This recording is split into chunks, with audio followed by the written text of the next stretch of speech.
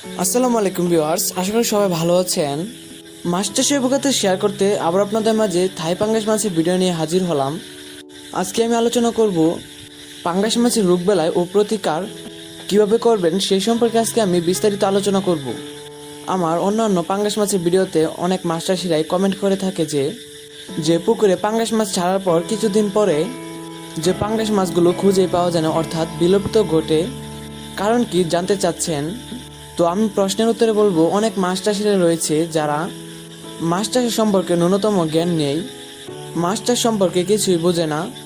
তারাই সাধারণত এই ভুলটি করে থাকে, কারণ মাছ চাষ সম্পর্কে বিস্তারিত না জেনে মাছ চাষ করা ঠিক নয়। কারণ মাছ চাষ করার জন্য, মাছ চাষে সফলতা অর্জন করার জন্য প্রথম শর্ত হলো পুকুর প্রস্তুত করতে হবে।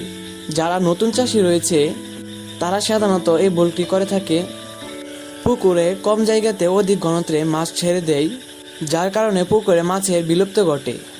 তো এই ভুলটি করাই যাবে না।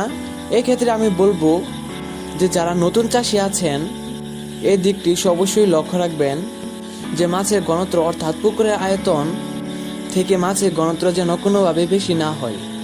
বর্তমান সময়ে লক্ষ্য করলে দেখা যায় ইউটিউবে ভিডিও দেখে অনুপ্রাণিত হয়ে মাছ চাষ শুরু করে, কিন্তু তারা মাছ চাষে বিস্তারিত না জেনেই তারা মাছ চাষ শুরু করে দেয় এবং পুকুর ভালোভাবে প্রস্তুত না করে অধিক ঘনত্বে মাছ চাষ করে এবং লসের সম্মুখীন হয়ে থাকে।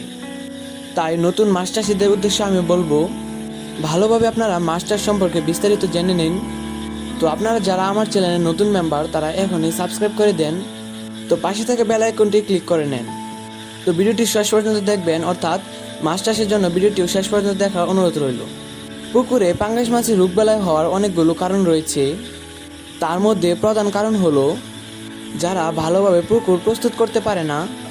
পুকুর ভালোভাবে প্রস্তুত না করার কারণে অনেক সময় অনাঞ্চিত পাতা এবং বিভিন্ন ময়লা থাকার কারণে পানি দূষিত হয়ে মাছের রোগবালাই দেখা দেয়।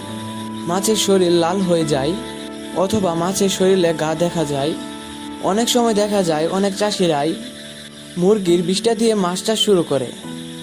তো মুরগির বিষ্ঠা সাধারণত মাছের হজম করতে সমস্যা হয়, যার কারণে মাছের পেট ফুলে যায়, অর্থাৎ মাছ না খেতে খেতে মাছের শরীর স্বাস্থ্য শুকিয়ে যায়।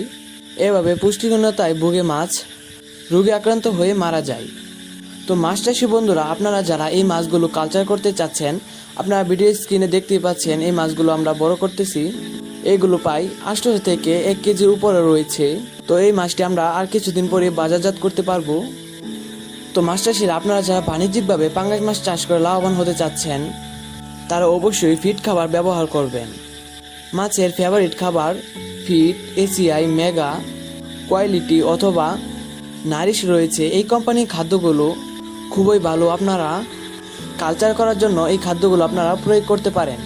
পাঙ্গাস মাছ কালচার করার জন্য দ্বিতীয় শর্ত হলো ভালো মানের পোনা সিলেকশন করতে হবে।